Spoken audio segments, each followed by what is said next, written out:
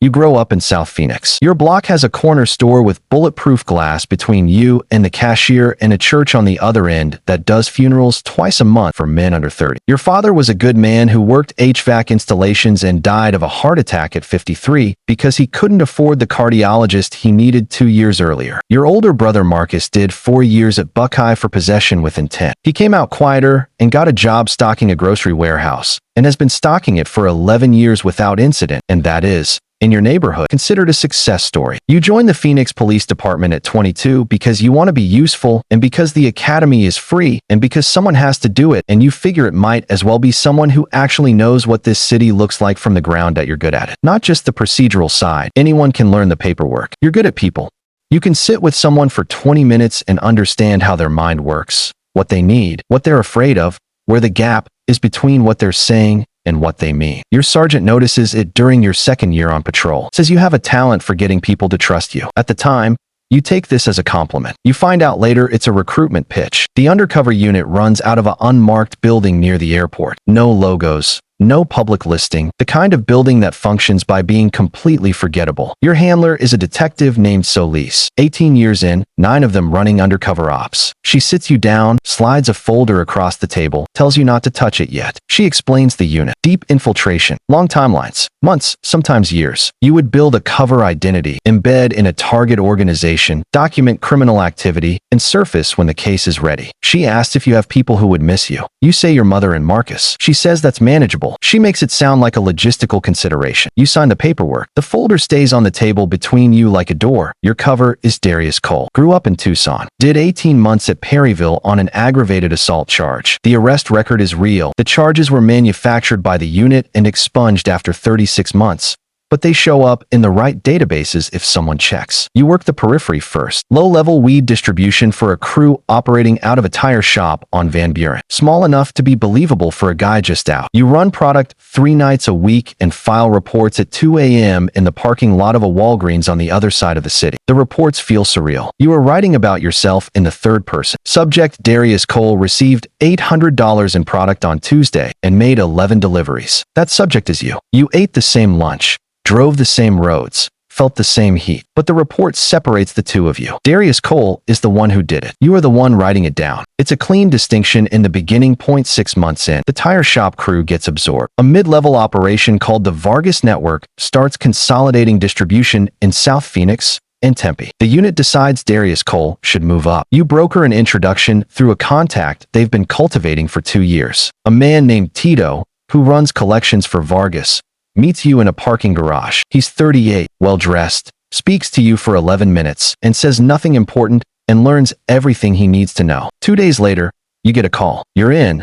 The Vargas Network is not the cartel. It's not even the cartel's second tier. It's distribution infrastructure, the layer between the supply and the street that most federal cases never bother to dismantle because it reconstitutes within 60 days of any arrest. But it's where the volume lives. Vargas himself, a 44-year-old Tempe native named Ernesto whose kids go to a private school in Scottsdale, moves between 60 and 80 kilos a month through a logistics network that uses food distribution trucks, a legitimate landscaping company, and 3 storage facilities registered to a holding company in Delaware. You spend 4 months inside before you understand how it actually works. The patience that takes is a skill you didn't know you had. Tito becomes your point of contact. Becomes, over time, something that functions like friendship, which is the word you do not let yourself use, but which is the accurate one. He's from Nogales. His father was a coyote who drowned crossing the Colorado River when Tito was 11. He has a 7-year-old daughter named Sophia, who he coaches in soccer on Saturday mornings. He carries her photo in a card sleeve behind his driver's license. He shows you once, not to share something personal, just because she scored her first goal that week and he needed to show someone. He is a man who moves cocaine through Phoenix and coaches his daughter's soccer team, and these 2 facts coexist in him without apparent friction. You file reports about him 3 times a week. You include Sophia's soccer schedule once, because Solis asks you to document patterns, and Saturday mornings are a pattern. You write it down. You don't think about it. You do think about it. You stop thinking about it on purpose, which is different from not thinking about it. The operation expands at month 11. The unit wants you deeper. Vargas has been seen meeting with a Sinaloa-connected broker who has been on the DEA's radar for 2 years. If Darius Cole can get into those conversations, the case becomes federal. Solis explains this at a parking lot meeting near the airport. She sounds like she's describing a chess problem. You tell her you'd need a reason to be in that room. She says figure one out. You're good at that. You go back in and spend 3 weeks engineering a situation in which Tito recommends you to Vargas directly as someone useful at a higher level. It works because you understand how Tito thinks. You understand how Tito thinks because you have spent 11 months paying close enough attention to him to know that he trusts loyalty above everything else, and that the way to earn his recommendation is to take a quiet risk for him that costs you something. You do. It costs you a cover story that takes 2 weeks to rebuild and a $4,000 loss in a deal you deliberately mishandle on his behalf. He puts your name in. You're in the room. Vargas is calm in a way that feels architectural. He doesn't raise his voice. He doesn't make threats. He asks questions and listens to the full answer, and then makes a decision as if all the relevant information has been consulted and the matter is closed. He's eating takeout ramen from a container when you meet him. He has a college degree in business administration from Arizona State. In another version of things, he runs a distribution company, which is, in one sense, exactly what he does. He looks at you for a long time after Tito introduces you. Then, you're careful. Not a question. You say careful keeps you out of a cell. He nods. He likes that answer. He doesn't know it's the truest thing you've said in 11 months. You are now generating intelligence that the DEA calls Tier 1. Names, amounts, routes, the Sinaloa connection with meeting dates and locations. Solis is running the case up the chain. There are federal people involved now. You get briefed through a new contact because Solis isn't cleared for the federal side. The new contact is a man named Whitfield who has very clean shoes and a habit of referring to Tito and Vargas and everyone you know as your subjects, the way a scientist talks about a petri dish. You find him very easy to dislike. You file the same reports. You eat lunch with Tito on Tuesdays.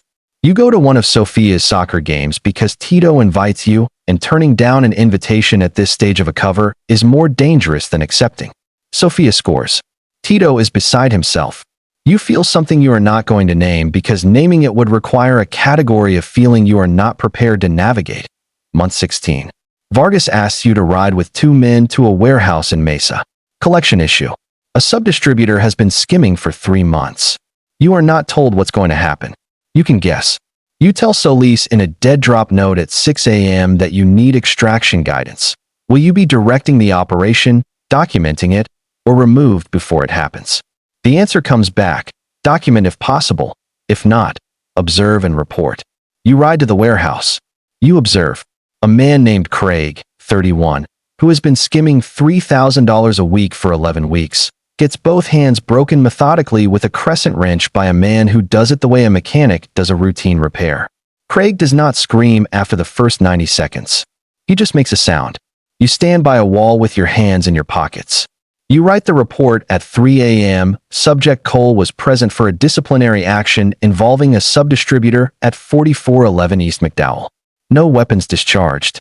Injuries sustained by 1 individual. Craig's name. The wrench. The sound. Reduced to 6 lines of operational reporting. Darius Cole was there. You were there. The distance between those two is 16 months of your life, and it has never been smaller. Month 19. Marcus calls your mother's number, which is the only point of personal contact you're allowed. He asks where you are. You say a work assignment. He asks if you're okay. You say yes. He's quiet for a second. He says you sound different. You say you're just tired. He says okay. He says mom's blood pressure is up. You say you'll call her. You don't call her. Not because you don't want to. Because you don't know what to say from inside Darius Cole's mouth in your voice. The federal timeline moves up. This is starting to feel like a series pattern you recognize. Someone in D.C. wants the Sinaloa connection in a filing before a congressional hearing in 6 weeks. Whitfield explains this to you with the same energy as a delayed flight. The case is ready, he says, except the unit needs 1 more meeting documented. Vargas and the Sinaloa broker together with product present. Solis is not in this conversation. You ask where Solis is. Whitfield says she's been rotated to another case. You ask when. He says 2 weeks ago. You were not informed. You have been running a 19-month deep cover operation and your handler was rotated out 2 weeks ago and nobody told you. You sit with that for a moment. Whitfield reads something on his phone while you sit with it. The meeting happens on a Thursday in a house in Chandler. You document everything. Product present.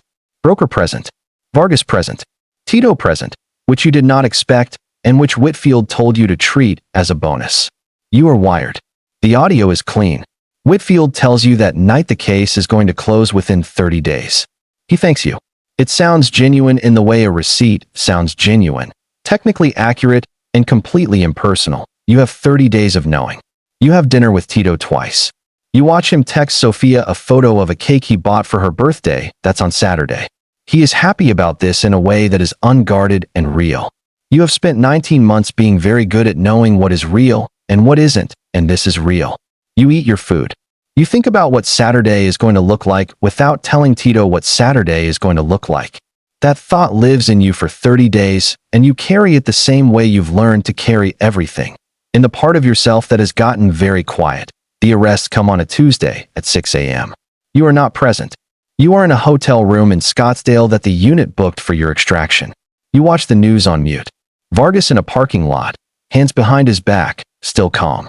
3 others from the network. Tito in front of his apartment building in jeans and a gray t-shirt, no shoes.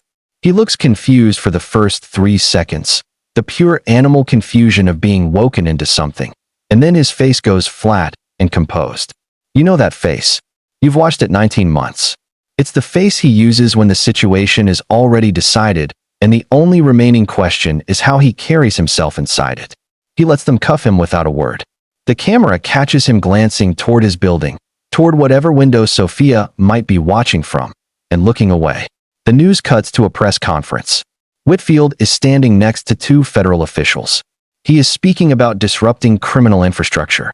He looks exactly as clean as he always does. Solis calls you that afternoon on the extraction phone. She sounds tired. She asks if you're okay. You say yes. She says you did good work. She means it, you think. That makes it harder. You ask about Tito. She says he'll likely be offered a reduction for cooperation. You ask about Sophia. There's a pause that lasts long enough to be an answer. She says the case team has social services contacts for situations like this. You hang up. Debriefing takes 2 weeks. Federal building, downtown Phoenix. Men with yellow legal pads. You tell them everything they already have on tape, plus the contextual intelligence that lives in your head, the routines, the relationships, the operational logic of the network. You are thorough. You are professional. On the last day, a senior agent shakes your hand and says the work you did here is going to put significant infrastructure out of commission. He says it like he believes it. You know that the Vargas network's territory was absorbed within 11 days of the arrests. You read it in a law enforcement brief they accidentally included in your debrief packet. Absorbed by a network 3 layers deeper and 2 levels more violent. The product still moves. The infrastructure reconstituted. The only thing that stopped was the thing you spent 19 months building your life around stopping. They offer you reassignment. Back to patrol, or a detective track, or, and this is said quietly, carefully, there are other units that could use someone with your particular skill set. Someone with your gift for getting people to trust you. Solis used the same phrase on the same table with the same folder 2 years ago. You remember that. You sit for a moment. You tell them you need some time. They say, of course. Take a week. They slide a card across the table. You don't touch it yet. You drive to South Phoenix. Your mother's house. Marcus is there. He comes for dinner on Tuesdays now. You sit at the kitchen table and your mother makes food and Marcus asks about work and you say it wrapped up. You're back. He looks at you for a long time. He says, you look like you went somewhere and couldn't find your way back. He says it like an observation, not an accusation. He's not wrong. You got so good at being Darius Cole that you are now sitting at your mother's kitchen table and cannot feel the difference between that and being somewhere else. The man who signed the paperwork 2 years ago wanted to be useful. You are very useful. You can get anyone to trust you. You can document anything. You can stand in a warehouse and watch a man get hurt and write 6 lines about it at 3 a.m. You can eat lunch with someone for 19 months knowing what Tuesday they're going to spend in cuffs. These are things you can do. The question, and it is a real question, with no clean answer, is who exactly is it that can do them? The card is in your pocket. It has been there all week. That wraps it up. The story is fiction, but every city has a unit like this one, and somewhere right now, Someone is writing a report about themselves in the third person and calling it a job. If this made you think, drop a comment with your biggest takeaway. More deep dives coming. Hit subscribe so you don't miss the next one. See you in the next.